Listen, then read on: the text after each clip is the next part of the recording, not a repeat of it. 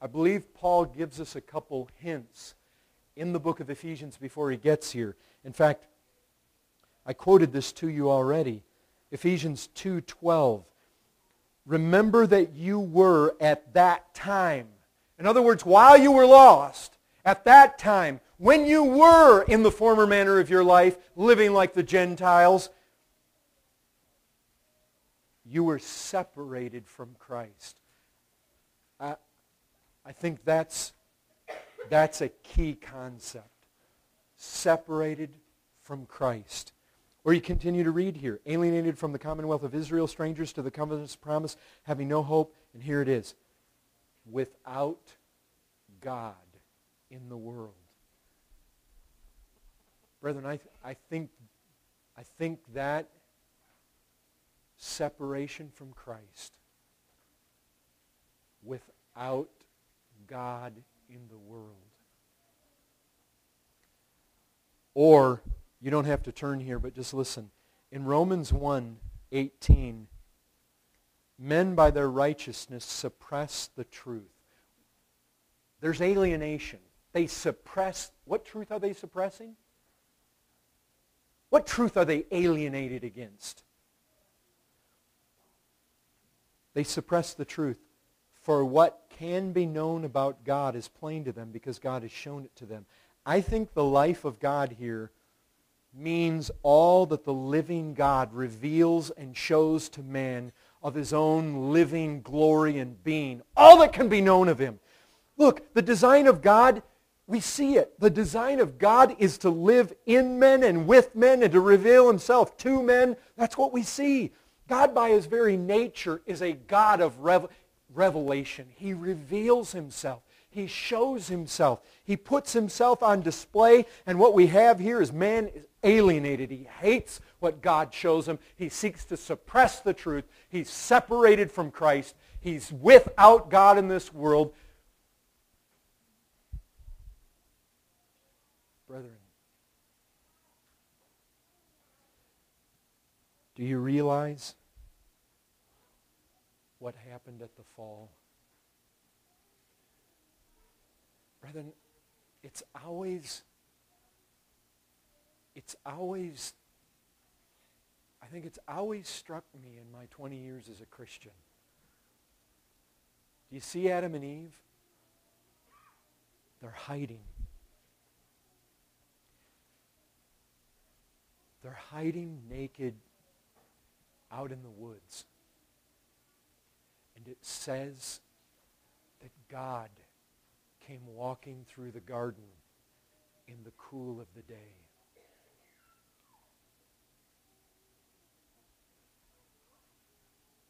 Do you realize why man is walking all around this planet of ours, oblivious to God? Brethren, he's not in the newspapers. He's not in the Time magazine. He's not in the news and on the billboards. And if he is, he's not portrayed correctly. Why is this? Man is alienated. Back there in the garden, man fell. Brethren, it's not just a matter of he fell down. He fell away. Do you see, man, now? We're not in the garden anymore. Man is on the outside. The cherub with his flaming sword keeps man out. Man has fallen from the life of God. He's outside the glory. No longer walks in the cool of the day with God, knowing God, communing with God. Brethren, what man calls life today is not life. You hear somebody, they'll ski a mountain, or they'll snowboard and do some flips, or they'll skydive, or they'll bungee jump, and they'll say things like, that's living. That's not living. That's existing. Man has been separated from the life. Man has been cut off from the life of God.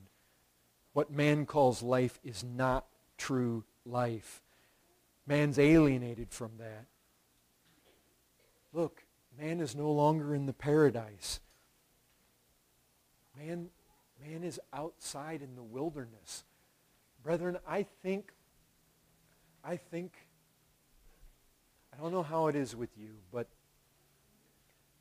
I want to walk with God in the cool of the day. Do you not? With Christ and all of His glory, you and He, and to have Him where He's close, where His arms around you and you're tucked into His side. Brethren, man is on the outside. He's without God in the world. He's always restless, dissatisfied, discontent, troubled, ever seeking, looking, longing. He's restless like the waves of the ocean. And brethren, there's something. It seems like there's some distant echo that rings in our souls that seems to remember the paradise that we have lost. And so what does he do? He goes through life. Some of you have just seen those pictures that John D. sent back. They're burning the bodies there at the temples of their gods along the Ganges River and then throwing all the burnt piles of human remains into the river. Worshiping, ever worshiping. You've seen it. I've said this before, but you go to the countries like that and you look at people in their 50s, 60s, 70s, you can see it in their eyes. There is an emptiness. Brethren, there's a distress, eyes that are full of despair. Man is searching in the depths. He still feels it. He searches for that unknown God. Brethren, the fall was utter catastrophe for mankind. Separated from the life of God. And he's not only separated from it, he's alienated from it. He suppresses it. He doesn't want to know it. He hates it now. The thing that was his greatest good, there from that very first day. Adam, where are you? There's God Himself, the very fullness of all the heart of man could want. Where are you? Where have you gone? You thought that by eating this fruit, and now look at you. You're out here, you're hiding. You're not there. You're not with Him. You're not walking at His side. No doubt as in other days He had.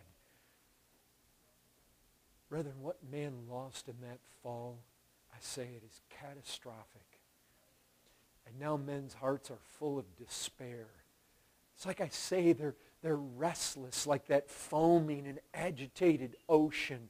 Always restless, always searching. Oh, they may say, this is living. This is living. We were there. I used to live like that. But then what happens? You go home and you lay in your bed. And this emptiness creeps in. There is something in man that is yearning for that unknown God. And he goes out and he fashions all of his idols. Creates all these religions. Have you ever realized what these folks at Lystra, here you have Paul and Barnabas. They're coming and they're ready to make sacrifices to them, and they say, no. Let us tell you about the true God, the living God, who created all things. And even after hearing that, it says they barely constrain them from sacrificing them. Man's heart is just bent. He's looking, he's longing, he's seeking.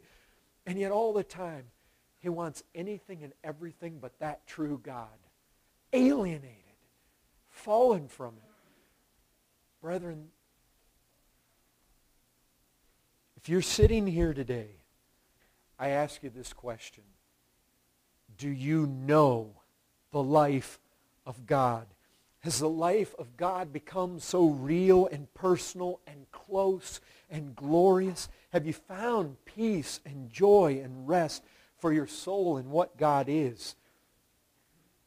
Brethren, when Paul gets done with all these characteristics, he says, this is not the way you learn Christ. The way we learn Christ the way we learn Him is that I really think that this is all these 7 attributes, they come back to this one. The life of God. They all come back here. Ultimately, this is what man is ignorant about. Ultimately, when man's seeking sensuality and all this stuff, brethren, he's seeking to fill an emptiness that he is feeling because there is a void there, because the life of God is separated from him. He's without God in this world. Brethren, I'll tell you this. This is what our families, this is what our singles need. This is what our fathers, our mothers, our husbands, our wives, our children, our parents, a learning of Christ that immerses us into the life of God. Brethren, seriously, the most important need of this church is not new air conditioners. It's not to get that area back there ready. It's not the, brethren, it's not new buildings or any such thing. Our greatest need is right here. It is the life of God in this church, in our lives. It is for us to feel it, fellowship with it. We need to be thrilled with God. We need to be ravished by Him, aware of Him, moved by Him, stirred by Him. Brethren, this is the heart and soul of it. And Paul says there is such a power at work in you that you can no longer live. You no longer have to keep raking the muck with all those that have futile, dark, alienated minds. Brethren, put on the new man, created in the image of God. We'll pick this up with the last 4 next week. Brethren, God help us. This is the heart and soul, brethren, of what our families really need. Amen.